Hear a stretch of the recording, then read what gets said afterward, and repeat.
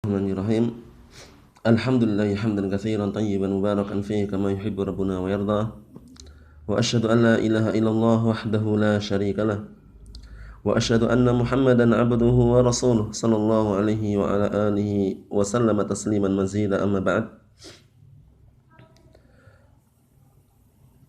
Barakallahu fikum. Kita akan melanjutkan pembahasan kita dari kitab Durusul Lughah Al-Arabiyyah li Ghairin Natiqina Biha, yang mana kita sekarang berada pada jilid yang pertama. Sekarang kita akan memasuki pembahasan yang berikutnya, yaitu pelajaran yang kedua. Setelah kita selesai menyebutkan pelajaran yang pertama, yaitu berkaitan masalah ism isyarah yang digunakan untuk jarak dekat dan digunakan untuk mudzakkar yaitu laki-laki, dan digunakan untuk mufrad yaitu satu, menunjukkan satu. Nah, sekarang kita akan masuki pelajaran yang kedua, masih berkaitan masalah ismul isyarah, isim yang digunakan untuk mengisyaratkan. Namun bedanya, sekarang yang hendak kita ambil adalah isim isyarah yang digunakan untuk jarak jauh. Nah, isim isyarah yang digunakan untuk apa? Lil ba'id, untuk yang jarak jauh. Ismul isyarah lil ba'id. Nah, isim yang digunakan untuk mengisyaratkan sesuatu, baik yang berakal maupun yang tidak berakal, tapi jaraknya jauh dari mutakallim. Jaraknya jauh dari mutakallim, ya, dari orang yang berbicara. Kata beliau di sini, ad-darsu ats-tsani, pelajaran yang kedua. Dzalika, perhatikan, dzalika. Dzalika di sini sering dikenal dengan ismu isyarah lil ba'id. Isim isyarah yang digunakan untuk jauh. Lil ba'id, untuk jauh. Lil mudzakkar, untuk laki-laki. Menunjukkan mudzakkar. Kemudian lil mufrad, untuk bilangan satu, menunjukkan satu. Namun perlu diketahui, bahwasanya dzalika ini dia seperti isim isyarah yang untuk dekat, yaitu hadza. Dalam artian kedua-duanya sama-sama mabni, yaitu tidak berubah akhirannya. Kalau hadza itu akhirnya sukun, tapi kalau ini dzalika, dzalika ini juga ini akhirnya juga sukun. Adapun lam sini, dzalika, lamnya sini adalah lam lil bu'd. Lam lil bu'di, lam yang menunjukkan untuk jauh, menunjukkan jauh. Kaf di sini adalah harfun, harfun khitab la mahalla lahu minal i'rab. Tapi kita secara mudahnya kita katakan dzalika ismul isyarah, gitu saja. Kita lanjutkan. Kata beliau di sini, madzalika, madzalika, apa itu? Artinya sudah beda. Kalau yang kemarin artinya apa ini, tapi sekarang artinya madzalika, apa itu? Jauh, yang ditunjukkan jauh. Dzalika najmun, itu adalah bintang. Adapun susunan kalimat ini, susunan jumlah ini, dzalika najmun, ini masih susunan mubtada dan khobar. Dzalika mubtada, najmun khobar. Jadi dzalika itu terletak di awal, awal kalimat atau awal jumlah. Kemudian najmun pengkabaran, menjelaskan apa yang dimaksud dengan, yang diisyaratkan dengan itu. Dzalika, itu najmun adalah bintang. Sehingga dzalika najmun masih seputar mubtada dan khobar. Sudah kita lewati semua ya. Secara ringkasnya seperti itu. Syahidnya di sini adalah dzalika. Jadi ketika seorang mutakallim yang berbicara tersebut ketika menunjukkan dzalika najmun, itu arah antara dia dengan yang ditunjukkan, yang diisyaratkan itu jauh. Seperti itu. Perhatikan ini, hadza masjidun. Gambar masjidnya lebih dekat daripada gambar rumah. Hadza masjidun, ini adalah masjid. Wa dzalika baitun, dan itu adalah rumah. Ini adalah masjid dan itu adalah rumah. Ini kalau seandainya dia diucapkannya, walaupun gambarnya di sini berdekatan, tapi yang dimaksud adalah jauh. Karena dengan isim isyarah ini kita mengetahui kalau hadza lil qarib, kalau dzalika lil ba'id, untuk yang jauh. Kalau hada untuk yang qarib, yang dekat. Barakallahu fikum, seperti itu. Kemudian perhatikan. Di sini ada wawu apa di sini? Naam, hada masjidun wa dzalika baitun. Nah, wawu di sini diartikan dan.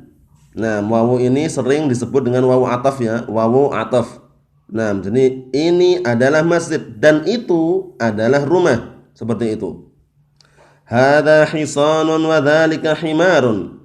Ini adalah kuda dan itu adalah keledai. Nah, seperti itu.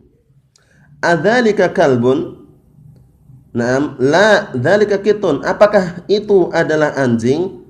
Bukan, itu adalah kit, yaitu hir, kucing. Naam. Hirrun, kitun artinya sama ya. Hirrun, kitun artinya sama, yaitu kucing. Nah, sekarang perhatikan. Beliau masih membawakan pertanyaan istifham dengan hamzah. Namun sudah kita ketahui hamzah di sini adalah harful istifham. Nah, harful istifham, huruf yang digunakan untuk bertanya. Berbeda dengan ma yang sudah kita lewati. Ma di sini ma apa? Nah, ma di sini adalah ma istifhamiyah tapi dia isim. Barakallahu fikum, seperti itu. Kemudian perhatikan madzalika, madzalika apa itu? Nah, ini jauh ya, disyaratkan dengan yang jauh. Apa itu? Gitu. Nah, dzalika sarirun, itu adalah ranjang atau tempat tidur. Dzalika sarirun. Barakallahu fikum. Jadi pelajaran yang kedua ini, nah, kesimpulannya adalah membahas berkaitan masalah ismul isyarah. Ismul isyarah lil ba'id. Nah, itu yang pelajaran yang kedua yang awal ini. Nah, jadi bagaimana kalau kita mau mengisyaratkan sesuatu yang jauh? Apakah menggunakan hadza ataukah menggunakan dzalika? Tentunya setelah kita pelajari dan kita memahami, nah kalau jauh maka pakai dzalika. Itu ketika jauh dan untuk laki-laki ya. Nah, boleh diisyaratkan untuk yang berakal. Nah, boleh juga yang tidak berakal. Yang berakal contohnya dzalika zaidun. Itu adalah Zaid karena Zaid berakal. Yang tidak berakal contohnya dzalika najmun. Itu adalah bintang. Intinya dzalika di sini adalah isim yang digunakan untuk mengisyaratkan sesuatu yang jauh. Nah, baik untuk yang berakal maupun yang tidak berakal. Kemudian untuk mufrad, sesuatu yang satu, menunjukkan satu. Kemudian mudzakkar, yaitu laki-laki. Adapun nanti berkaitan masalah yang digunakan untuk muannas, kapan ada atau tidak ada, nanti insya Allah akan dilewati. Insya Allah kita akan melewatinya. Yang digunakan untuk muannas itu apa?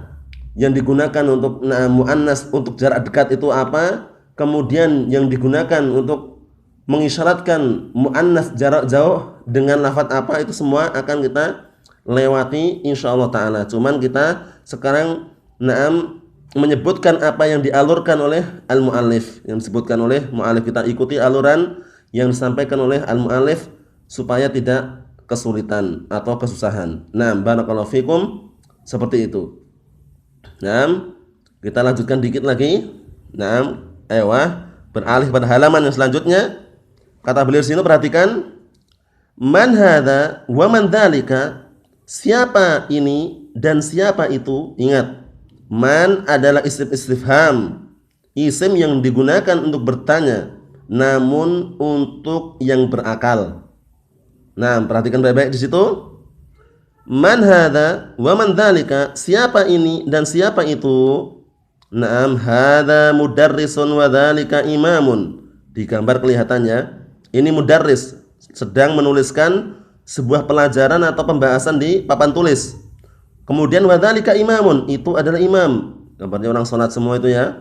Naam, jadi hadza mudarrisun wa dzalika imamun. Hadza, ini adalah mudarris, seorang pengajar. Wa dzalika imamun, dan itu adalah imam. Mafhum insyaallah ya. Hadza untuk dekat, dzalika untuk jauh. Ma dzalika, apa itu? Nah, sekarang tidak menggunakan man. Perhatikan baik-baik. Kenapa? Karena sekarang yang diisyarahkan adalah apa? Yang diisyaratkan di sini adalah batu. Batu tidak berakal. Sehingga menggunakan ma. Ma dzalika, apa itu? Dzalika hajarun, itu adalah batu. Barakallahu fikum, seperti itu. Kemudian hadza sukkarun wa dzalika labanun. Nah, ini adalah gula. Mau di atas mangkok atau piring ini gula ya.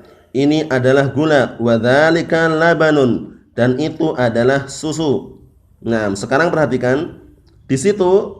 Nah, yang diinginkan oleh beliau adalah sukkarun itu yang dekat, kemudian yang jauh adalah yang susunya ini, sehingga menggunakan hadza sukkarun wa dzalika labanun. Ini adalah sukkar yaitu gula, wa dzalika dan itu adalah susu. Nah, segelas susu. Ewa barakallahu fikum, seperti itu. Tamrinun. Nah, tamrinun sudah kita lalui ya. Tamrin itu adalah bentuk mufrad. Tamrinun bentuk mufrad dari apa? Dari jamak tamarinu. Jamaknya tamarinu. Jadi tamrin artinya adalah latihan. Kalau tamarinu artinya latihan-latihan. Perhatikan di situ. Iqra waktub. Bacalah dan tulislah. Bacalah dan tulislah. Jadi beliau memerintahkan, al-muallif memerintahkan agar kita membaca tulisan yang di bawah ini, kemudian setelah itu ditulis di dalam daftarnya masing-masing, buku tulisnya masing-masing. Kami akan membantu membaca, nanti tinggal yang berkehendak untuk menyalin silahkan disalin. Hadza sukkarun wa dzalika labanun. Ini adalah sukkar yaitu gula dan itu adalah susu. Man dzalika, siapa itu? Dzalika imamun, itu adalah seorang imam. Adzalika kitun, apakah itu adalah kucing? La, bukan. Dzalika kalbun. La, ingat-ingat, la adalah harful jawab, huruf yang digunakan untuk menjawab. Ma hadza, apa ini? Hadza hajarun, ini adalah batu. Nah, sudah kami baca ya. Sudah kami baca dengan harokatnya. Tinggal masing-masing jika berkeinginan untuk menyalin, maka itu lebih bagus karena dalam rangka untuk melemaskan tangannya agar terbiasa menulis dengan tulisan Arab. Karena orang kalau belajar bahasa Arab sekedar mengucapkan saja, itu nanti belum tentu tulisannya itu lemas. Dalam artian lemas itu nanti kalau menulis kesusahan kalau tidak lemas tangannya. Nah, dibiasakan menulis dengan tulisan Arab, dibiasakan berbicara dengan berbicara Arab. Nah, yang sudah ada ini enggak masalah. Ya, dipraktekkan enggak masalah. Madzalika, nah, enggak masalah. Atau ma hadza, apa ini? Tidak masalah, dipraktekkan jika memungkinkan. Adapun jika tidak, intinya sudah mengetahui beberapa mufradat, kosakata-kosakata yang ada pada kitab ini. Perhatikan yang terakhir, al-kalimatul jadidah, kata-kata yang baru ini. Beliau mengarahkan agar kita terbiasa mencari dan menghafal kosakata yang baru yang beliau ajarkan di sini untuk menambah apa? Menambah hafalan kosakata. Imamun, seorang imam. Hajarun, batu. Sukkarun, gula. Labanun, susu. Barakallahu fikum. Nah, cukup sekian dulu yang ana sampaikan, semoga bermanfaat dan bisa dipahami dan bisa dimengerti serta bisa dipraktekkan. Barakallahu fikum. Subhanaka Allahumma wa bihamdik, asyhadu an la ilaha illa anta, astaghfiruka wa atubu ilaik. Walhamdulillahirabbil alamin.